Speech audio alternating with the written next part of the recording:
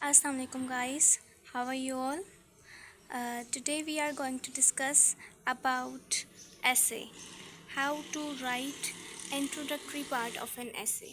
अब हमें जिस तरह पता है कि कंपलसरी सब्जेक्ट में सबसे पहला हमारा जो सब्जेक्ट आता है वो होता है essay. तो essay के 3 पार्ट्स होते हैं बेसिकली, उसके कुछ पैराग्राफ होते हैं और उसको भी हम 3 हिस्सों में डिवाइड कर लेते हैं.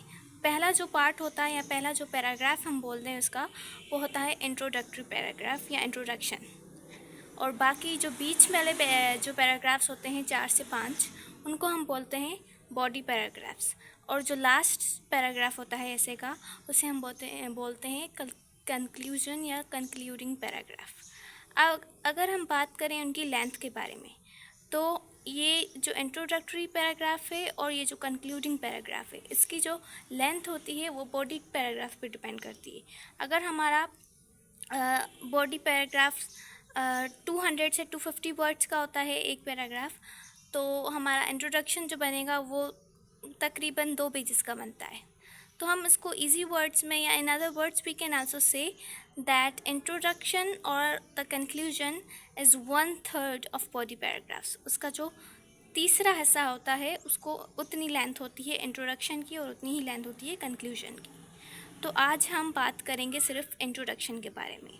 इंट्रोडक्शन में हमें ऐसा क्या लिखना है कि एग्जामिनर हमें हमारा जो ऐसे है वो आगे पढ़ने पे मजबूर हो जाए. देखिए, अगर कंटेंट की बात करें तो वो तो आपको लाजमी लिखना है, लेकिन जब हम शुरू में जो 2 से 4 लाइनें लिखते हैं इंट्रोडक्शन में, वो कुछ ऐसी होनी चाहिए कि जो हमारा राइटर है या जो हमारा पढ़ने वाला या एग्जामिनर है वो खुद ब खुद उसे पढ़ने लग जाए. वरना आपको पता है कंटेंट सबके पास होता है, नॉलेज सबके पास होती है, लेकिन हमें जो है अटेंशन ग्रैब करनी होती है बेसिकली उसकी एग्जामिनर की. तो let's talk about how to write an impressive introductory paragraph in an essay. जी, तो इंट्रोडक्शन जो है वो बेसिकली किस काम के आता है हमारा इंट्रोडक्टरी पैराग्राफ. उसमें हमें नॉलेज या कोई फैक्ट्स वगैरह नहीं देने होते एग्जामिनर को. ये जस्ट आपको बताना चाह रहा होता है, पैराग्राफ का जो मकसद है वो ये है कि वो एग्जामिनर को बताए कि आप आगे जो है इस ऐसे में क्या डिस्कस करना चाह रहे हैं. जैसे हम एक बुक खोलते हैं तो उसमें होता है कंटेंट्स हमें पता चलता है, उससे रीड करके पता चलता है कि हम आगे क्या पढ़ने वाले हैं. तो इसी तरह हम इंट्रोडक्टरी पैराग्राफ का भी जो है वो यही काम है कि ऐसे में आगे क्या आप लिखने वाले हो, कौन कौन सी पॉइंट्स आप डिस्कस करने वाले हो, वो सारी चीज़ें आपको इंट्रोडक्शन में लिखनी होती हैं. अब आपने यहाँ पे कोई मिस्टेक नहीं करनी, आपको यहाँ पे कोई आर्ग्यूमेंट, कोई डिस्कशन डिटेल में नहीं करनी. एक अच्छा इंट्रोडक्शन जो होता है उसमें जस्ट उस पूरे ऐसे की आउटलाइन होती है बेसिकली.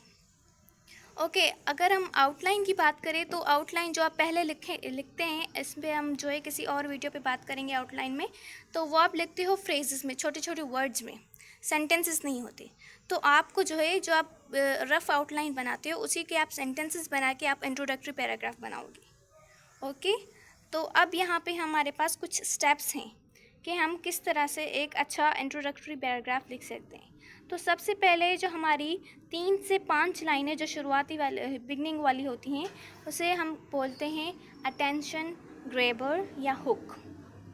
अब ये 3 से 5 लाइनें ऐसी हैं जो रीडर को, यानी जो आपको पढ़ने वाला है ऐसे या एग्जामिनर है आपका, वो आपको जो है आपकी क्रिएटिविटी को वहीं पे जज कर लेता है.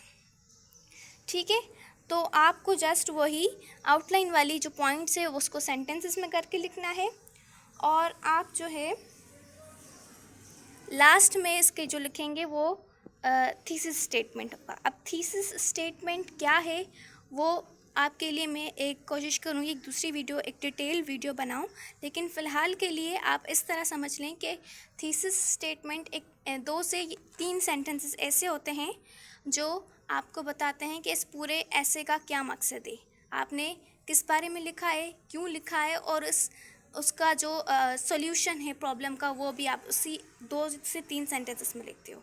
ठीक है, तो हमारे पास अगर हम इसको ब्रेक करें इंट्रोडक्टरी पैराग्राफ को, तो हमारे हमारे पास कुछ पार्ट्स होते हैं मेनली।